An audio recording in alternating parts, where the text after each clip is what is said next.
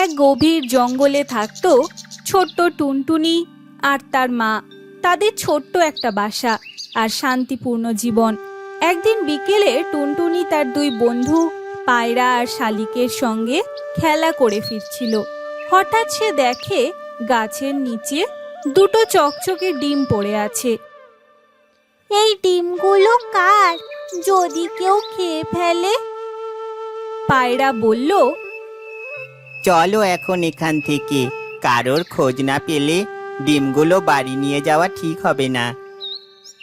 না না, আমি নিয়েই যাব। মা নিশ্চয়ই আমায় সাহায্য করবে। সে ডিম দুটি নিয়ে বাড়ি ফিরে তার মাকে দেখায়। খুব বাজে কাজ করেছিস। এই ডিমগুলো হয়তো কারোর খুব প্রিয়। সে এখন ডিমগুলো খুঁজে না পেয়ে খুব কষ্ট পাবে। মা, আমি শুধু ডিমগুলো বাঁচাতে চেয়েছি। আমি চাই ডিম থেকে আমার নতুন ভাই বোন জন্ম নিক। আমি ওদের খুব ভালোবাসবো।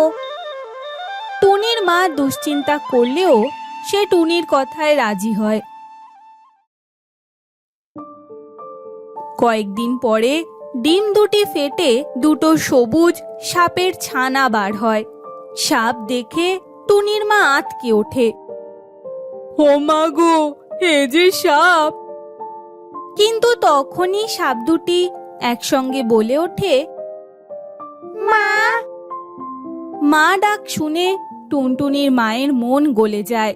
সে ওদের আপন করে নেয়। একদিন টুনটুনির মা বাইরে শিকারে যায়।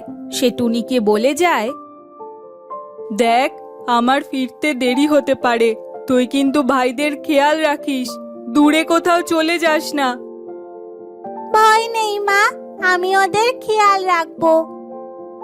কিন্তু একটু পরেই পায়রা আর শালিক এসে ডাকলে টুনটুনি খেলার জন্য চলে যায় আর সাপ দুটি ঘরে একা থাকে। দূর থেকে এই দৃশ্য দেখছিল কাক আর তার স্ত্রী।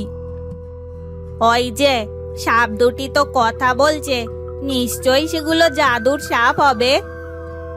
চলো ওদের কাছ থেকে স্বর্ণ মুদ্রা চেয়ে নি, না দিলে সাপুরের ভয় দেখাবো। কাকেরা এসে সাপেদের বলে, এই যে ছোট্ট সাপ, আমাদের এক ঘড়া স্বর্ণ মুদ্রা দাও, না হলে সাপুরেকে ডেকে নিয়ে আসবো। সাপ দুটি ভয় পেয়ে মনে মনে স্বর্ণ মুদ্রা চাইলে হঠাৎই এক ঘড়া ভর্তি সোনা সেখানে হাজির হয়। কাক সেগুলো নিয়ে উড়ে যায়।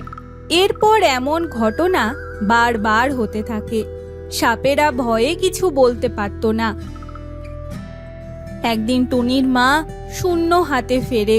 খাবার না পেয়ে হতাশ হয়ে সে কাঁদতে কাঁদতে বলে, আজ তো কিছুই জোগাড় হলো না। কাল থেকে না খেয়ে থাকতে হবে। কি যে করি!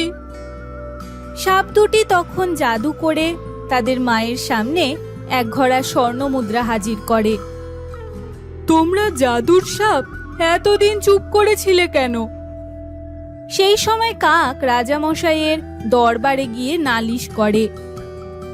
রাজামশাই, টুনির মা জাদুর সাপ লুকিয়ে রেখেছে আর অজস্র স্বর্ণ মুদ্রা জমাচ্ছে।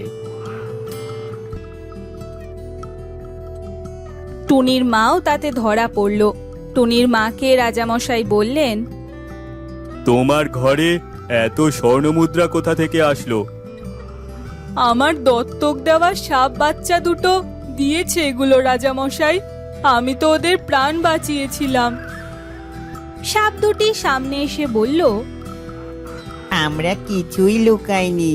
কাক আর তার স্ত্রী বারবার আমাদের সোনা নিতে আসতো, না দিলে সাপুরের ভয় দেখাতো। রাজা সব কথা শুনে কাককে 1 বছরের কারাদণ্ড দিল। মিথ্যে বলার শাস্তি তোমায় পেতেই হবে। সাথে রাজা টুনটুনির মাকে বললেন, তোমাদের সাপ সন্তানদের এখন জঙ্গলে রেখে আসতে হবে।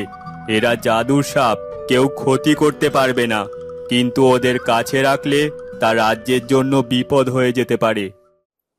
অনিচ্ছা সত্ত্বেও টুনটুনি আর তার মা কাঁদতে কাঁদতে সাপ দুটিকে জঙ্গলে ছেড়ে দিয়ে এলো। ভাইরা, কথা দাও মাঝে মাঝে দেখা করতে আসবে। অবশ্যই আসবো দিদি, আমরা তো তোমাদেরই সন্তান। রাজা কাকের বাড়ি থেকে উদ্ধার করা সোনার মুদ্রা রাজ্যের গরিব পাখিদের মধ্যে বিলিয়ে দেন। আর টুনটুনি সে প্রিয় সাপ ভাইদের কথা মনে করে প্রতিদিন গাছতলায় কিছুক্ষণ বসে গান গায়।